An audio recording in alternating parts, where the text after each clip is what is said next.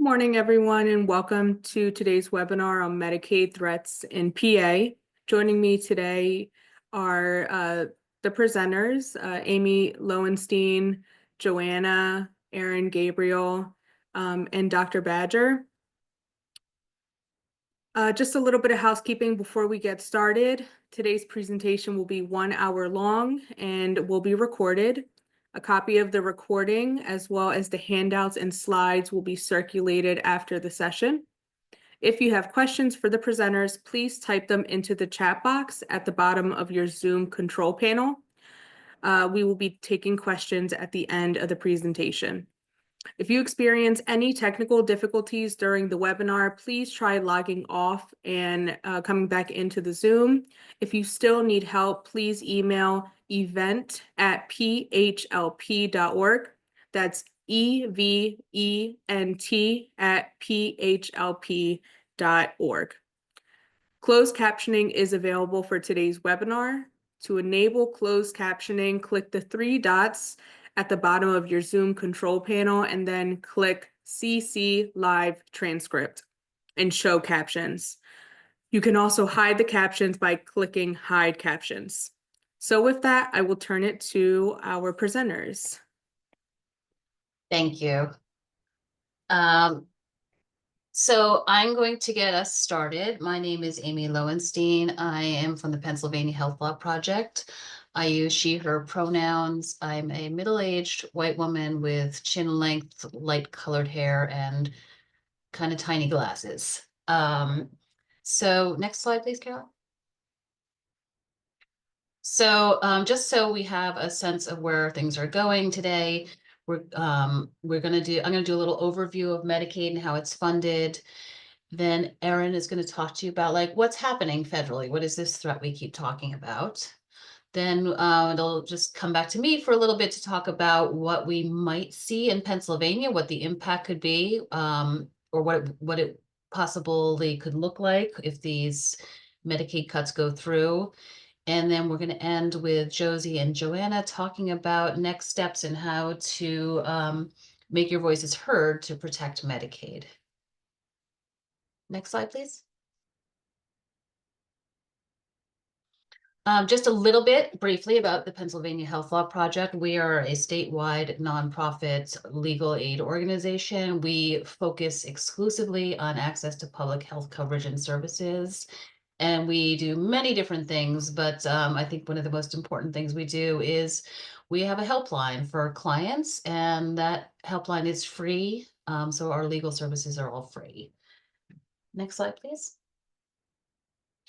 Okay, so I'm going to give you an overview of Medicaid, just so we're all on the same page, and I'm going to talk about how it's funded and who gets it in Pennsylvania. Next. So in Pennsylvania, Medicaid is also sometimes called medical assistance. Those are the same things. When you see medical assistance with a capital M, capital A, that is Pennsylvania's Medicaid program. And what it really is it's public health insurance. It's funded by the government for people who are low income. But when I say there are different categories of Medicaid, so it also covers people with disabilities and older adults. And I'll get into a little bit more about who it covers. Medicaid is a federal state partnership, and it's paid for by both the federal government and by Pennsylvania. So it's something that requires the state and the federal government to work together to benefit all Pennsylvanians who use it. Next slide. Okay, so when I talk about a partnership, the partnership is really about the funding, and it is a program where to pay for Medicaid, the federal government actually pays Pennsylvania this year 55% of all of the Medicaid costs, and then the state picks up the remaining 45%.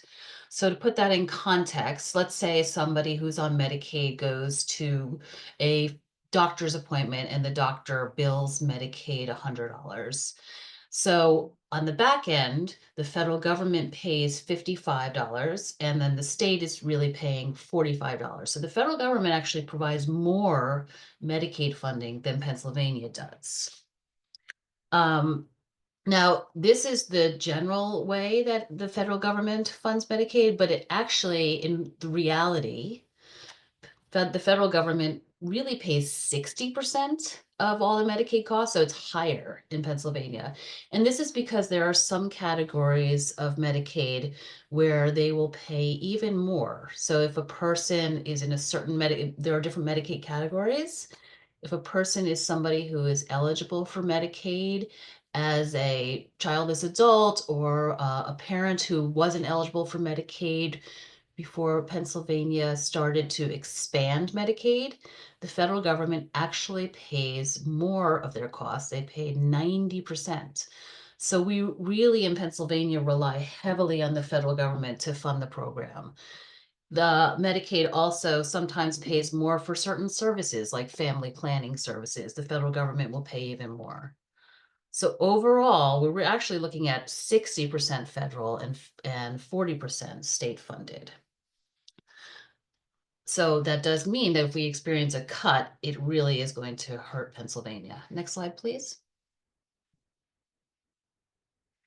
Okay, so I'm going to just generally tell you what services are covered, not going into detail, but it's a very efficient program that covers a lot of services that you can't actually get as wide coverage from other insurers. So it covers medical care. It is one of the biggest payer for mental health and substance use disorder treatment, covers pregnancy services, school-based services, including if you have a child who gets an individualized education plan, it can cover some of those services, covers home care for adults and children, nursing facility care. And when we talk about home care for adults and nursing facility care, it really is the main source of funding for those two things. Transportation to appointments as well. So it's really a very broad coverage that's very efficient. And because it's designed for low-income families, it considers things that low-income families might need, like transportation to appointments. In addition to low-income families, it helps children, older adults, people with disabilities, veterans, and low-wage workers. Next slide.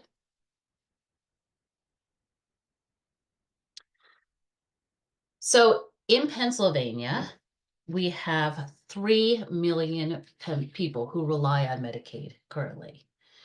And that is nearly 1 in 4 of all Pennsylvanians on Medicaid. That means if you're not on Medicaid, you probably have family or friends on Medicaid or a neighbor on Medicaid. Everyone knows somebody on Medicaid. And it covers 39% of all of Pennsylvania's children, even more children who have special health care needs. So 48% of all the children with special health care needs, this is children with autism, with behavioral or emotional issues, children who have complex medical care needs, children with chronic diseases. It also covers 1 in 3 births in Pennsylvania. So 1 in 3 children in Pennsylvania has that birth covered by Medicaid. It also covers people who are adults receiving services in the community, so they don't have to go into a nursing facility, so getting home care, as well as 5 and 8 nursing facility residents who are covered by Medicaid. So, and for those last two things, which is really called long-term care, for nursing facility care and services that help people stay out of a nursing home, Medicaid really is the only way that is funded for most people. So without Medicaid, folks would be in a very harsh situation, and we would have trouble caring for them. So you can see that it really is an important program. I'm going to hand it over to Erin to talk about what threats we are experiencing to Medicaid. Thanks, Amy. My name's Erin Gabriel. I am the Government Affairs Representative for the Pennsylvania Health Access Network. I think I have some slides to show too. I'm just waiting for Dana to put it up. There we go. All right. From the Pennsylvania Health Access Network, my email address is right there on the screen. It's Erin, ERIN, at pahealthaccess.org. I am a middle-aged white woman with brownish grayish hair tied back. We can go to the next slide. If you need anything from, in terms of government affairs, government relations from FAN, you can feel free to reach out directly to me. That's why my email address is up there. FAN is the state's only statewide consumer or patient-based advocacy network. We focus on educating families, helping them to understand health policy. We have a helpline, so we give people assistance in trying to resolve the problems that they are having accessing their insurance or maybe even enrolling on insurance. And from that helpline, we take a lot of information about what people are concerned about, and we advocate to make sure that people can access their health care. Next slide. So we're here today to talk about Medicaid. As Amy was just explaining, Medicaid covers 3 million, more than 3 million people in Pennsylvania. That's low-income families, people who are below a certain income threshold, seniors, children, people with disabilities, people who are pregnant, veterans, school services, home care, nursing home care, transportation. So much goes into Medicaid. It is virtually impossible to live in this state and not know somebody that is directly impacted by Medicaid. Next slide. It is the most powerful public health intervention ever. It is the largest insurer in the country. So up here we have a slide showing the total enrollees. This is actually out of date. The total enrollees is actually more than this now. This is from, excuse me, from November of last year, but I just checked yesterday, and we're well up over 3 million now in Pennsylvania. That includes 42% of that enrollment is children, and seniors with disability, seniors and people with disabilities and pregnant individuals account for 33% of that enrollment. So 77% of the Medicaid spend in Pennsylvania is on seniors and people with disabilities and children. So it is really an important social safety net. And the other population that we are actually concerned about in terms of threats is the Medicaid expansion population. Some of you may be old enough to remember the ACA before the ACA. And when the ACA came into effect, it took a few years, but Pennsylvania did move to expand Medicaid. And we now have about 750,000 people in Pennsylvania that are covered under that Medicaid expansion. And what that is Medicaid coming in to cover people that previously made a little too much to qualify, and now make a little too little to be able to afford the ACA. So they get health care covered by Medicaid. And that includes working families, it includes people with disabilities, it includes a lot of the families you might meet every day going down the street. Maybe it includes your own family. Next slide. So there's a lot of threats right now at the federal level. Many of you may have seen that there is a federal fight going on over the budget. There are some folks in Congress who would like to trim down Medicaid, as they put it. It is important to understand that what they're actually talking about is gutting the whole program.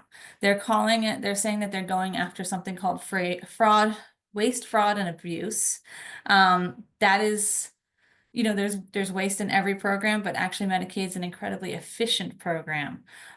So that what they're actually talking about will end up hurting the people who need Medicaid the most. This is a list of things that they had actually proposed, and you can see where it lines up. I don't know if you can see, the writing is kind of small, but to cap federal Medicaid funding through block grants was in Project 2025. It was in the Republican Study Committee budget, and the House Budget Resolution all included this as a goal. To eliminate 90% of the expansion matching rate and make other cuts to regular Medicaid matching rate, and I'll get to that in a minute.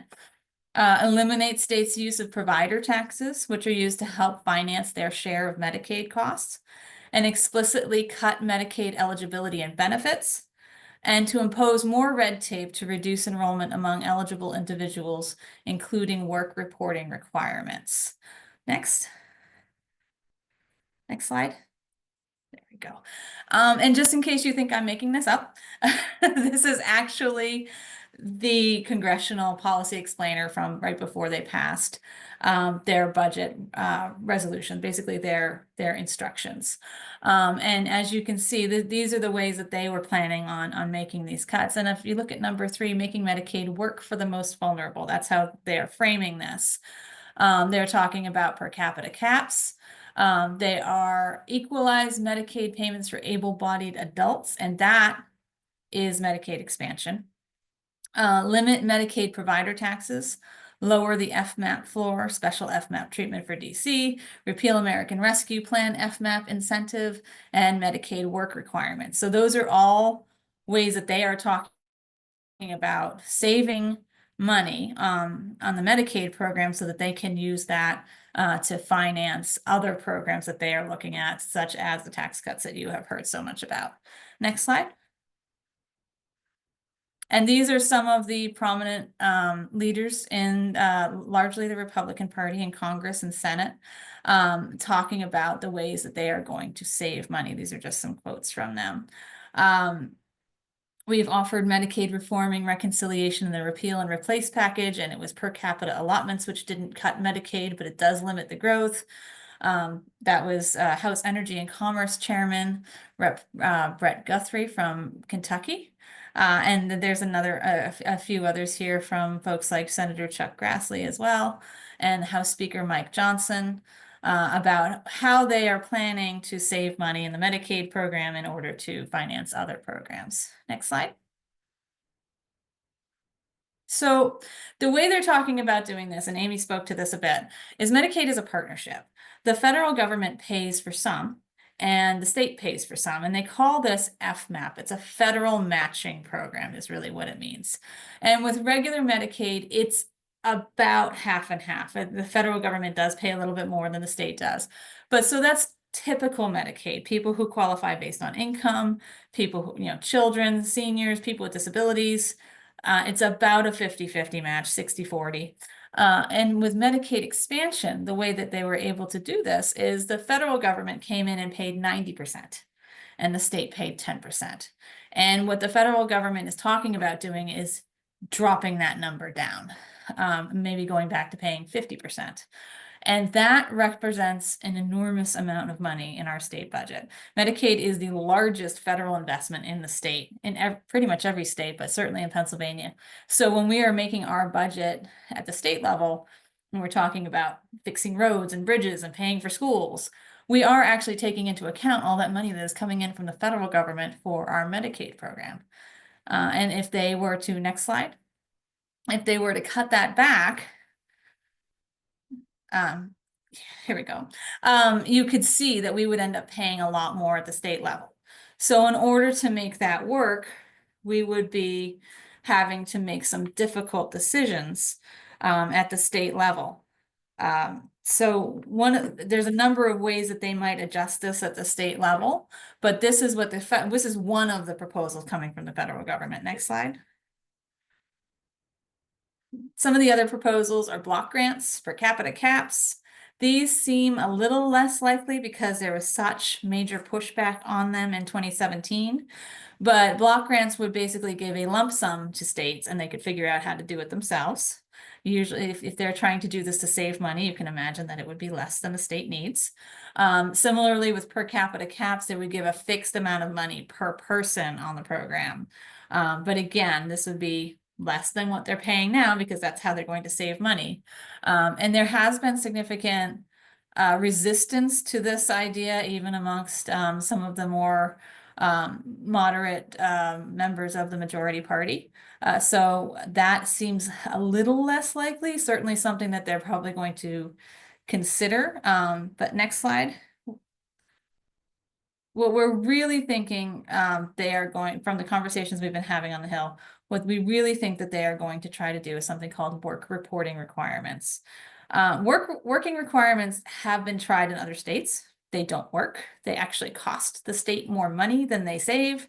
And ultimately, they end up kicking off a lot of people who should have Medicaid.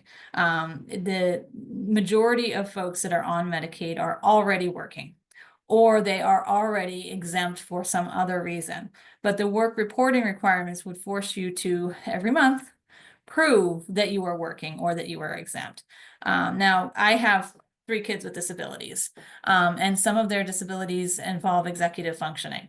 And I'm trying to imagine them as adults trying to figure out how to navigate extra paperwork every month that they would have to do. They're going to forget, they're going to miss things, or they're going to send it in and it's going to get lost in the, the pile of paper that we often have with bureaucracies. And they're going to lose access to their Medicaid. And that is going to play out in every family across the state at some point. We are predicting that 240,000 Pennsylvanians will likely wrongly lose access to Medicaid due to these work reporting requirements and paperwork issues and falling through the cracks. So this is just a, excuse me, this is just a graph of showing that 64% of people ages 19 to 64 who are on Medicaid are actually working. They may just not be making enough at their job to be able to afford a private insurance program. 4% are looking for work. 4% are retired. 6% are in school or job training program. 10% have a serious illness, or they're disabled, or they're in treatment. And 12% are caring for family. Now, as a mom, and I know I probably have some moms on here, as a mom of somebody who's, I'm caring for children with disabilities, that is frightening, to have to, we're going to have caregivers who are going to fall off of Medicaid themselves. And what happens when the caregivers get sick and they don't have insurance? They can no longer care for their disabled loved ones. So these are all, you can see where this can start to spiral, but this is genuinely the most likely scenario if Congress moves forward on the path that they are on. They are talking about work reporting requirements because it sounds good, but in reality, it's very ineffective and very dangerous. Next slide. Exemptions from Medicaid work requirements are not protections. I feel like this is something that people really do need to understand. A lot of politicians will say things like, oh, well, we're going to exempt people with disabilities. We're going to exempt children. We're going to exempt. So it won't affect you. It'll only affect, those bad able-bodied people who are just, working the system. I don't know anybody who really gets rich by being on Medicaid, by the way, because we all just love to go to the doctor so much. But it's important to understand that there is no such thing as a protection from a work requirement. There will still be paperwork. You will have to prove that you're disabled enough to be exempt. There will be backups. We've all seen it happen when we're up for renewal for our Medicaid, that the paperwork gets delayed. And you may lose access during that delay. What if you have an important doctor's appointment, or you have therapy, or you have home care aides coming to your home and they can't get paid because of, whatever this backup is? That's going to impact everybody. So we think that there are about 1.2 million people at risk of losing coverage in PA because of these kinds of issues. Next slide. So what we're in right now is a budget reconciliation process. A lot of folks think that, well, we need 60 votes in the Senate to pass anything. Normally that's true. That is to get around the filibuster. However, there is this sneaky back way to only have to get 51 votes. And that is the process that we're in. That is the confusing back and forth that you're seeing right now. It's called budget reconciliation. So a budget reconciliation is a tool that gets around the filibuster. So you only need those 51 votes in the Senate. The budget resolution gives instructions to each committee, and they have one in the House and one in the Senate. And the committees then draft bills to follow those instructions. So right now they're in the instruction period. So they've both passed their own sets of instructions. Here's the catch. They have to match. The laws and the committees have to agree on both chambers. They have to match in order to get it through what's called a budget reconciliation process. Right now, there's some pretty big differences between the Senate bill and the House bill. So that is the kerfuffle, if you will, that you're hearing on the Hill right now, is the House Republicans it's really the House Republicans and the Senate Republicans that are talking to each other, because those are the parties that are in control. And Some members of the House think that the Senate bill did not go far enough. It did not go nearly as far as the House bill, but they did leave the instructions from the House bill in the Senate bill. This is all legal gobbledygook, but essentially the House said we need to cut $2.5 trillion. And the Senate said, how about 4 billion? And I'm not messing up those numbers. They're pretty far apart. So the Senate does have it as a floor of at least 4 billion, so they can still come up to the House level. But that is the back and forth you're going to see over these next few months. Next slide. So what can you do? And I know that Joanna and Josie are going to talk about this as well. They are planning to get this done by their August recess. So these next few months are crucial. These are the months when the committees are drafting the laws, and then it'll come up to August, likely September, because they never get anything done on time. But between now and May is really our opportunity to have some influence on the process. Remember, your government officials, they work for you. You are the voters, you vote for them. They need to make you happy to keep their job. So you can call your legislators, and you're going to ask for no cuts or caps to Medicaid, no work requirements, no cuts to the FMAP, just don't touch it. And we're also asking that they extend the enhanced premium tax credits, which is a conversation for another day, but to make sure that more people have access to the ACA and that our premiums don't go up. Next slide. And finally, you can share your stories. Your personal stories have so much value. It's very easy for anybody to look at, a piece of paper with numbers on it and ignore it. It's very, very difficult for somebody to ignore somebody that's standing right in front of them. We are human. Legislators are human. Their doors are not locked in their offices. When you go into DC, if you feel like going to DC, you can go knock on their door, walk right in. We joke it's like trick-or-treating. Go in, bring the person that is on Medicaid with you so that they have a chance to meet them. And make sure that you are getting in front of your legislators and making your voice heard. And ask your neighbors to do the same thing. I think that's my last slide. Okay, so I'll hand it back to Amy. Thank you, Erin. Okay, so Erin has sort of gone through and explained like what we're looking at here in terms of the threats and how much money they're talking about cutting at the federal level. I want to talk about the potential impact in Pennsylvania. I do want to say, like, there are no cuts currently. I had heard from people who were like, should I even bother applying for Medicaid? Yes, apply for every benefit that you're eligible for, please. So I want you to know that like nothing has happened yet in Pennsylvania, but there is a very high risk, and that is what I'm going to talk about. When I talk about these potential impacts, I'm going to say we don't know exactly what decisions Pennsylvania is going to make about how to deal with the cuts. We just know that they are going to have to make some very, very difficult decisions. So what this is actually going to look like, we won't know until we see it. Next slide, please. All right.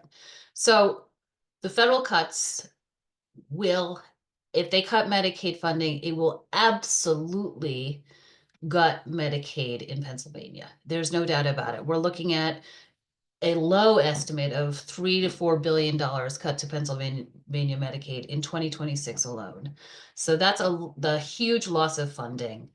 And Pennsylvania is going to have to make a decision about what they're going to do. Next slide.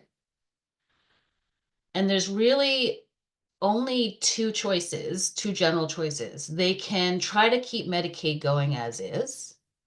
And this means sort of keeping Medicaid fully funded with the state making up the difference of all of the Medicaid all of the Medicaid funding, or by making cuts to Medicaid.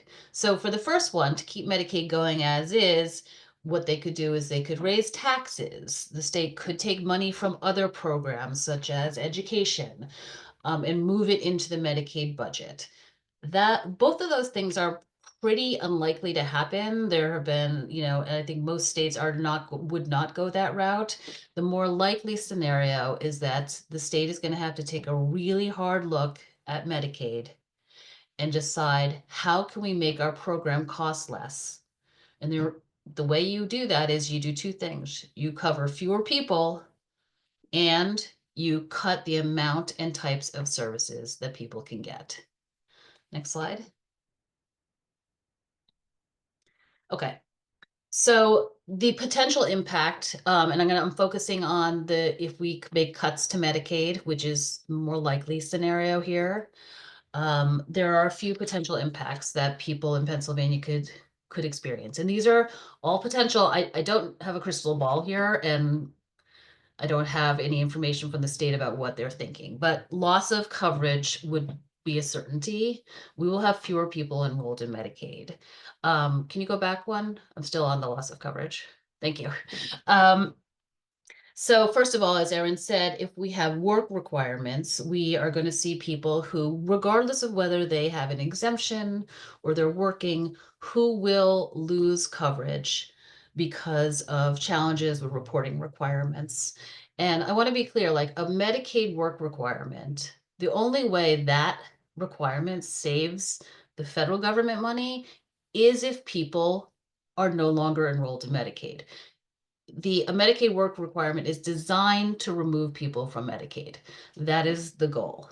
So we're going to see people losing coverage that way. We're also, as Erin said, it is going to impact other people who may not even be subject to the work requirement because maybe they have trouble getting the exemption in, or there's paperwork backup. I don't know, for those of you who are on Medicaid, how many times have you sent in a renewal and gotten a notice saying that they didn't get it, even though you sent it in, because it's probably sitting in a pile of paperwork. So, if there's even more paperwork for our local county assistance offices to go through, there's going to be a larger and larger backlog and more risk that people are just going to get cut even though they're eligible. We could also see loss of coverage for other people. So this could be the expansion population that Erin mentioned, the people who are on Medicaid as of 2015, when Pennsylvania started to broaden coverage of Medicaid. If they cut that match, that 90% match down, Pennsylvania may have to make a decision to cut out coverage for all of those 750 to 800,000 people. And they could make cuts to other categories of Medicaid that are not mandatory categories. So expanding Medicaid, that expansion category is not mandatory. I don't want people, none of this is definite, but like medical assistance for workers with disabilities is not a mandatory category. Covering kids and not who have medical complexities when they, by excluding their parents' income, that is not mandatory. So any of these categories could be at risk when Pennsylvania has to sit down and say, how do I make up this giant hole in my Medicaid budget? Next, please. So we also could, they could say, okay, we're not going to remove people from Medicaid, but we're going to make it harder to get on Medicaid. So they could lower the income limit for programs like medical assistance for workers with disabilities, or turn the expansion into something where instead of it covering people who maybe make $21,000 a year, they could cut it down to people who make $16,000 a year.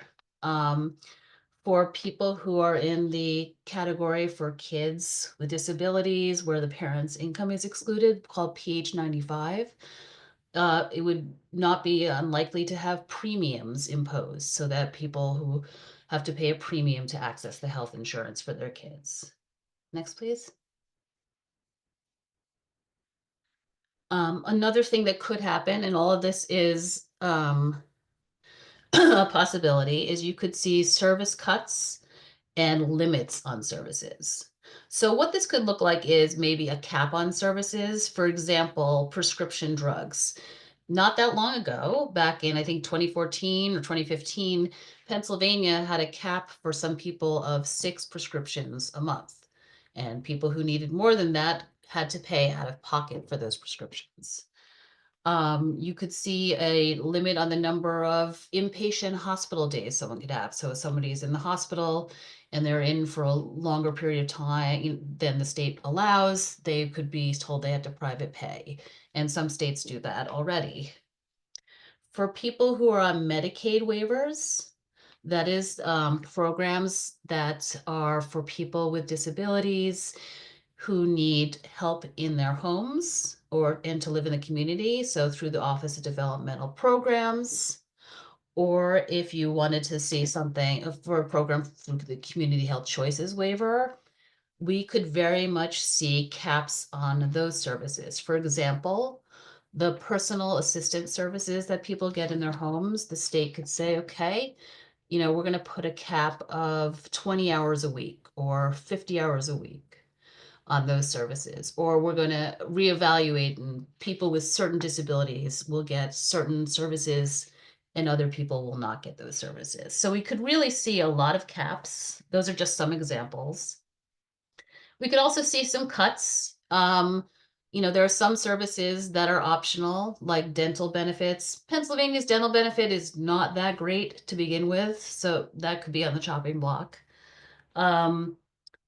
For the waivers, as we discussed, some services could be eliminated just to save the state money. So the state could say for people who have mobility impairments, they could say, well, we're no longer going to pay for modifications to make the home accessible or modifications to vehicles. Like I don't really, this is just me just thinking about like what the possible savings are. I don't want any of this to happen. So just to be clear, but it's just so hard to say what it could look like. All we know is something has to be done to make up for this, to deal with this giant cut to the Medicaid program. Next, please. Okay, and then we also may see wait lists. So this is something that actually happens. I would expect this more on the for the waivers I talked about, the home and community-based services. So we might see wait lists for people to get onto the Community Health Choices waiver for the first time, or the wait list to get on the Office of Developmental Program services. Those might have even longer wait lists or stricter requirements to be considered somebody who needs those services. The other type of wait list people might start seeing is regarding providers. And next, please. So we could have fewer providers providing Medicaid. So one thing the state can start doing is just paying providers like doctors, like home care workers, nurses, attendants who work in nursing facilities. Those people might start getting paid less. And when you start paying people less, providers, they're less likely to want to be in the Medicaid program and accept people who need Medicaid. So we already have a problem where we don't have enough behavioral health providers. We don't have enough home care workers. We don't have enough nurses. We don't have enough staff in nursing facilities. So if they're going to get paid less, that is just going to exacerbate the problem.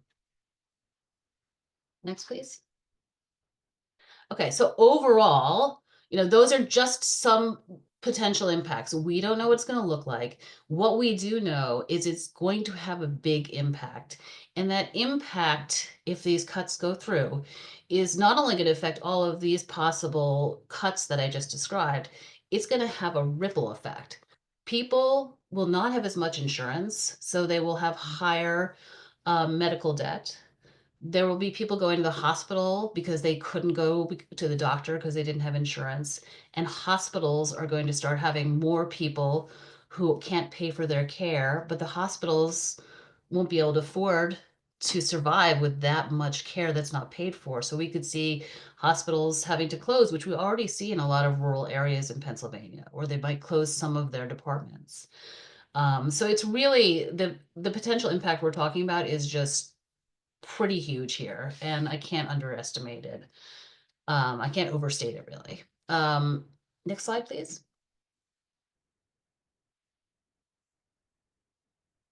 Oh, I don't see a slide, but I'm going to talk. So, but that's so I'm done here. do have a slide that will be included that has some information about PHLP, but I want to hand it over to Josie and Joanna after I've sort of given, the doomsday scenario, which we're really concerned about. I want them to talk about like what action steps can be taken now and really get into that. Just bear with me 1 second as I get back up, Joanna. Thank you. Okay. We went out of order. That's why. My apologies. All right, 1 moment. Joanna, you can see your current slide. Is that right? Yep, I can see it. And Josie, you can go ahead and kick us off here. Okay, guys. So hi everyone. I'm Josie Badger. I'm here as a guest. I'm so grateful for being here. I am both an individual with a doctorate in healthcare ethics, along with being a person with significant disabilities. I use a waiver. I use a ventilator, and power wheelchair, and I have 24-hour care. And the disability community is my family. And so this issue matters to me on many, many levels. And I know for a lot of you, this was scary. It's scary for me as well. But that doesn't mean that it's over, that we don't have a say. And part of it is about sharing our story. And our government was fundamentally set up to give us a voice, to allow us to share our stories, to talk to our legislators, even though sometimes it feels like they can't hear us. They are getting the message, but the only way things can change is by you sharing your stories. So I am here to kind of talk about what does it mean to share your story? What is really important to share? And that then we'll go into the hows. So I've worked on, probably 6 different pieces of legislation, and successfully have gotten most of them passed to date. Some are still in limbo, but the things that made those powerful were the stories, were individuals, whether it's people with disabilities, individuals that are low income, caregivers, sharing their stories to their legislators and leadership. So as you guys heard, this is at the federal level right now, which is our national Congress members, Senate and House. And so that is what we're talking about right now. We are talking about how to share your story to Congress. So when you're reaching out to Congress members, whether you're doing it by phone, by email, by letter, or in person, they're going to want to know if you are someone in the community that they represent. Sorry, my dogs are ridiculous. But they're going to want to know, hey, do I represent you? So that's a piece of it. Another piece is to then go into why does this issue matter to you? So you're going to want to say, I'm really worried about the Medicaid issue. We do not want any cuts to Medicaid. And then you need to share your story. Really generally, if you're sharing your story, whether that be on a social media post, a video, or on the phone to somebody just taking information for the legislator, you're going to want to try to keep your story about less than a minute. But if you're doing a video, you're going to really want it to be about 30 seconds. That is what is viewed. We've done a lot of research about what people watch on social media, and that's about the right number right there. If you actually have a meeting with the legislator, typically you have up to 15 minutes. But right now, with all of the things going on, the likelihood of you guys getting a meeting with your legislator is unfortunately pretty limited. So even if you're able to talk to a staffer, that's super important. So once again, you're going to want to share where you're from, what you're advocating for, which is no cuts to Medicaid, and then the why. The why is your story. and you're going to talk about how this could impact your family, whether you're a waiver recipient and you are living in the community because of a waiver, whether that means you get medical assistance or Medicaid through, because you are low income. And what would those cuts mean to you? Would that mean the risk of being put in an institution? So that would be for those of us who are on waivers. Does that mean that you would lose access to health and healthcare, and therefore your health would spiral? Would that mean that it could cut your access to maybe mental health prescriptions that have been allowing you to work all of these years?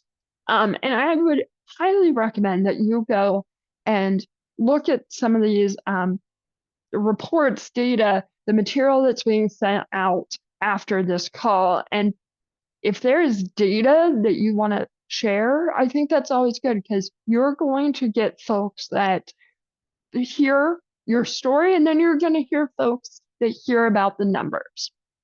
And so for those of us who are maybe worried about medical assistance for workers with disabilities, those are huge messages, because we want to say, hey, I'm a person with a disability that needs help no matter what, but I also work. And Medicaid allows me to live at home, to have a family, to have a job.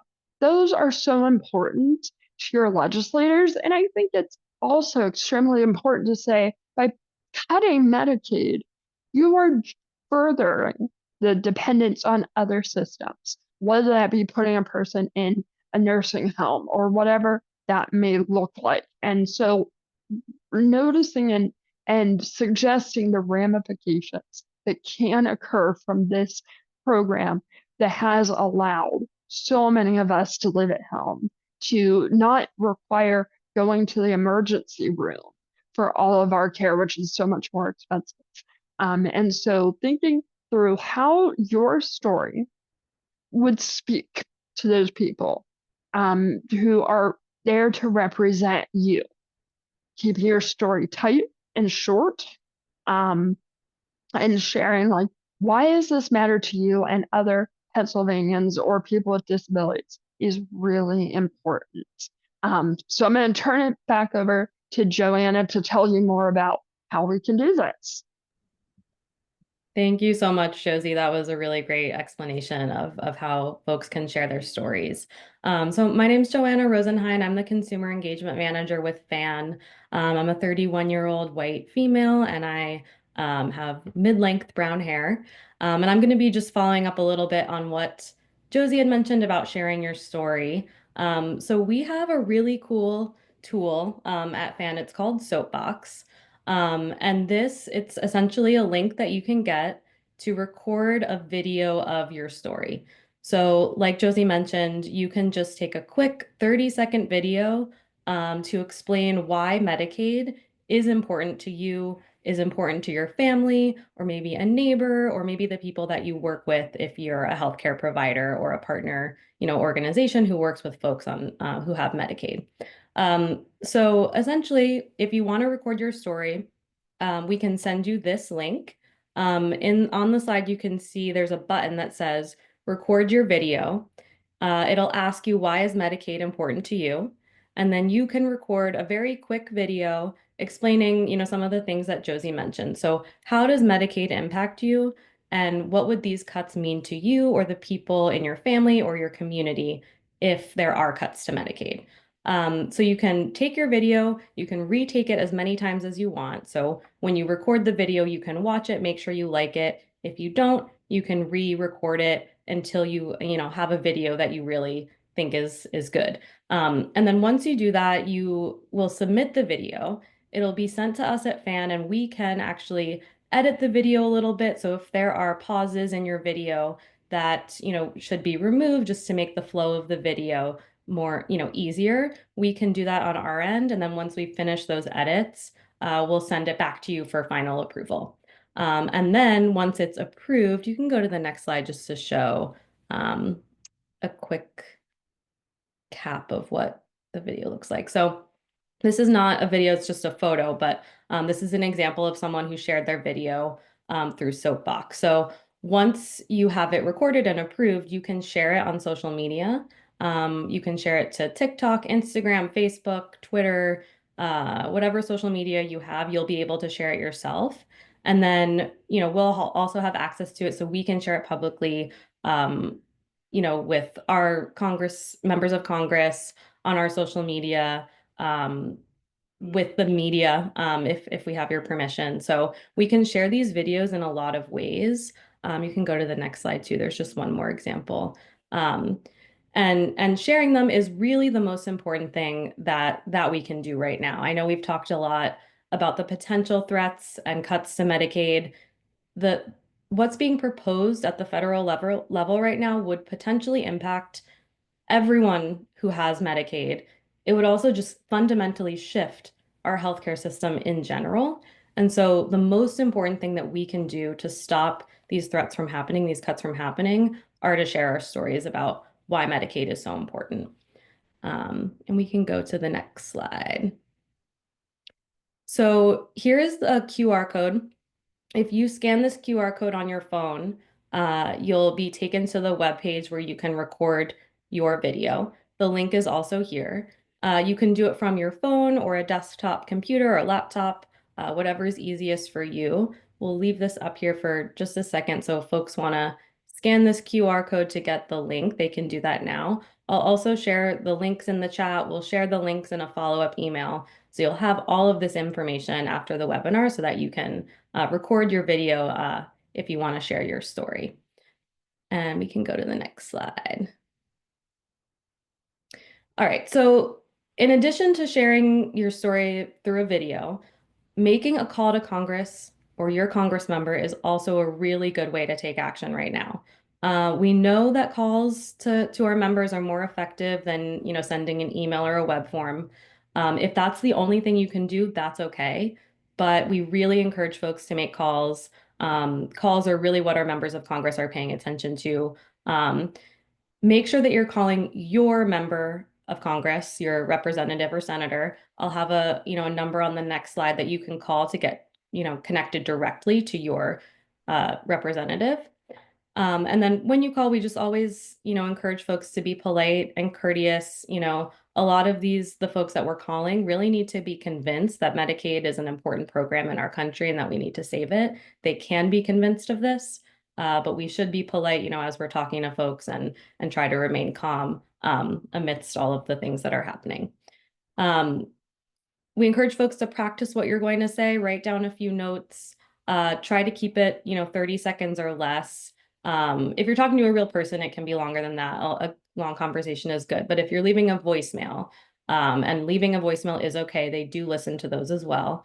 Try to keep it to 30 seconds or less. And then if you're, talking to a staffer on the phone and they share any information with you, please let us know. If any information that they give you all is good for us to know as we're working, on the back end on this advocacy. So if they share any information, just feel free to reach out to us and let us know what they said when you called. We definitely would encourage that. And then next slide.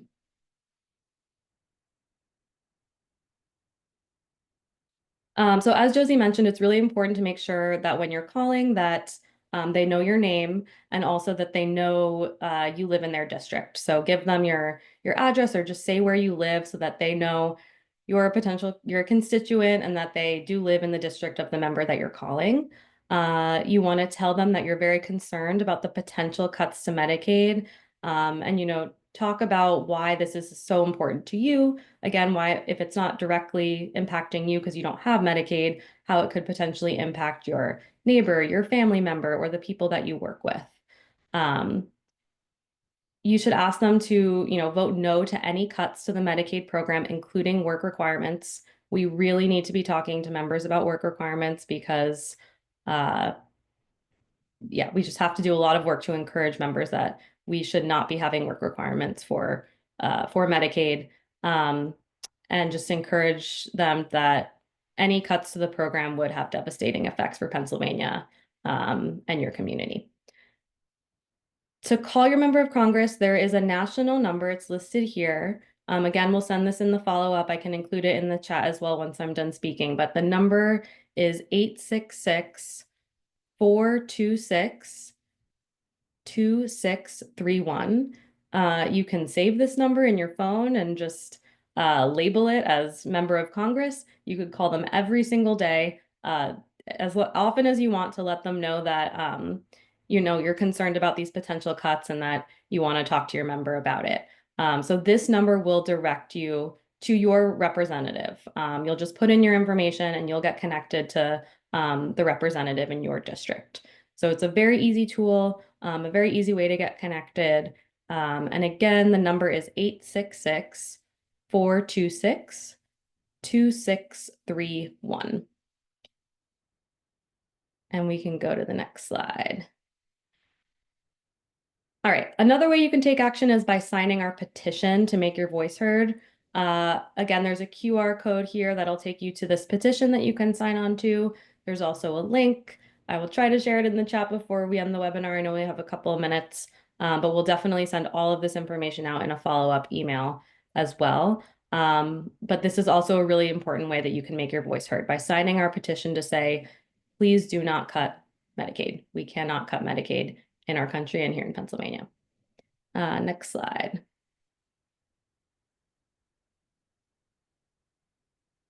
So for partner organizations, FAN is convening regular coalition meetings for partner organizations who are, interested in taking the next step to advocate against cuts to Medicaid.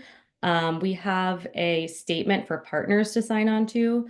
The link is included here. So if you're a partner organization who works with people who have Medicaid or want to get more involved in our advocacy efforts, you can email Bill England. He's kind of leading our coalition. You can also email me. You can email Aaron. Anyone at FAN will connect you to the right person. But you can email us to get more involved in that partner-based work. And we meet every couple weeks as a coalition to talk about strategy to prevent against cuts to Medicaid.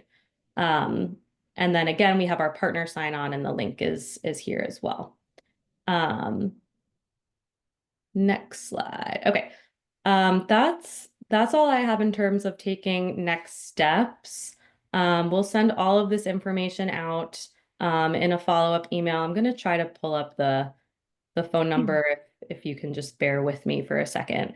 But I do just want to say as well, I know we've talked a lot about the potential threats to Medicaid today and what might happen. What's being proposed federally would have devastating effects for Medicaid recipients and everyone in the country. But we can win this fight. If we take action, if we share our stories, if we're talking to our members of Congress, we can win this fight.